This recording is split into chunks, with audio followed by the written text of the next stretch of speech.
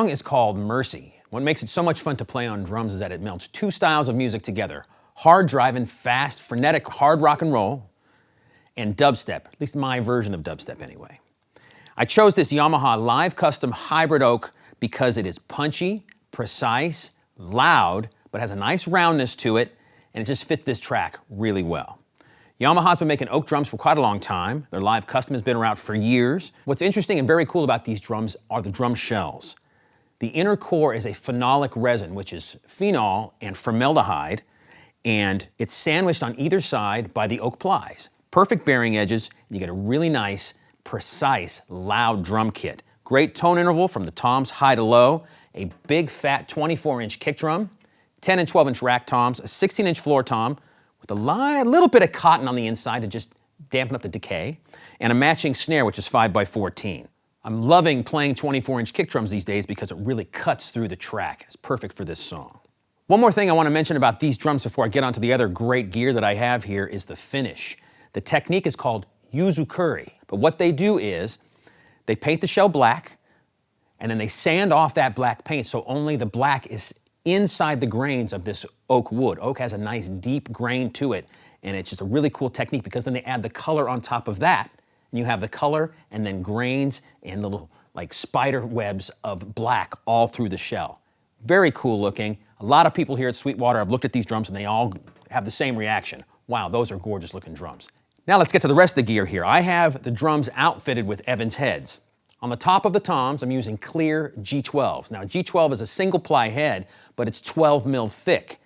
So you get the durability of a 2-ply head, but you still get that single ply head resonance, decay, and feel. On the bottom of the toms are the stock Yamaha single ply head. It's a great combination, and it's really making these toms sing well. On the snare drum, I have a Evans UV1 single ply head with one drum tack on for a little bit of help with the decay. On the kick drum is an Evans EQ4 clear head. I'm using the felt beater on this great Yamaha kick drum pedal, and I'm getting a great, precise, loud, good feeling kick drum sound. Now for the cymbals, it's a little bit different setup. All Sabian cymbals here. For the crashes, I'm using HHX Evolution cymbals. I have a 17 and an 18 here. Over here, I have an 18-inch Ozone crash, also an Evolution. Great trashy sounding cymbal, fast decay, goes great with the regular crashes. I have an HHX 18-inch China on my right. Great, loud, brash, very musical sounding China. Fast decay over here. What's different in this cymbal setup is the ride cymbal and the hi-hats. Sabian AAX. Now they reintroduced this line this year. AAX has been around for a long time. Great rock and roll cymbal, but they have a larger peen, a larger hammer mark on the cymbals, giving a little bit of a darker sound because AAX is a great typical rock and roll cymbal, but that larger peen hammer mark just darkens up the cymbal just enough. Nice decay, nice wash, very precise bell. This is a 22-inch medium ride and a set of 15-inch hi-hats.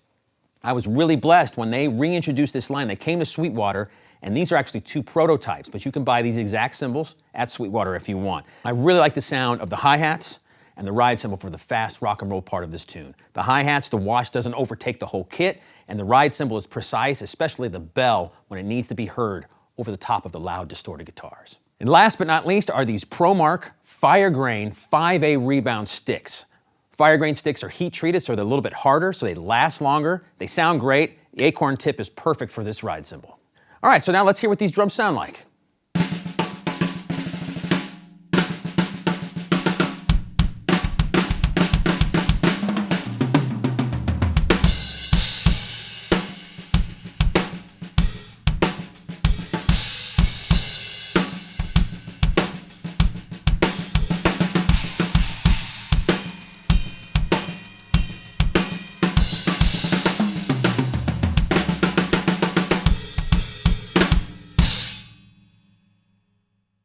All right, now let me play you a couple of grooves from the tune and why this kit works well with those grooves.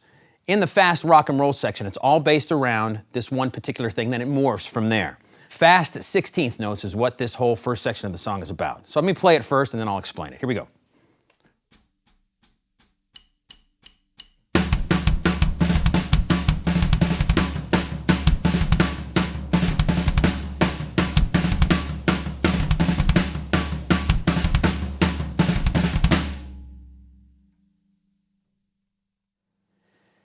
To make it sound a little bit clearer for you, I'm just going to do the left hand. I'll keep the floor tom out of it this time around. Here we go.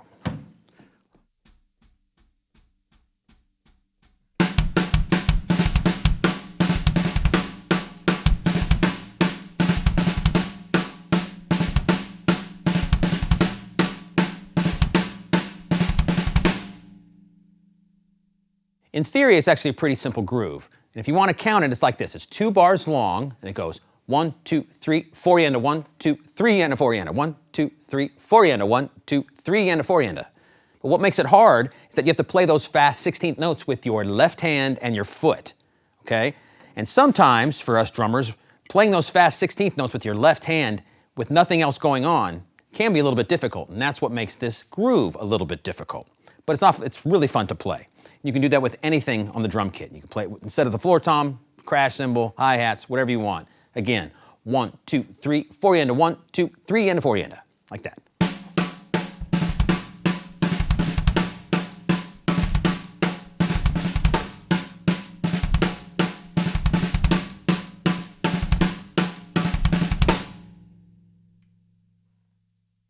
Now for the rest of the song, we get into a less is more scenario. We have a lot of programmed drums going on in these sections of the tune, and I don't want to get in the way of those sounds because they're really cool and they sound great. So what I'm doing with the live drums is this.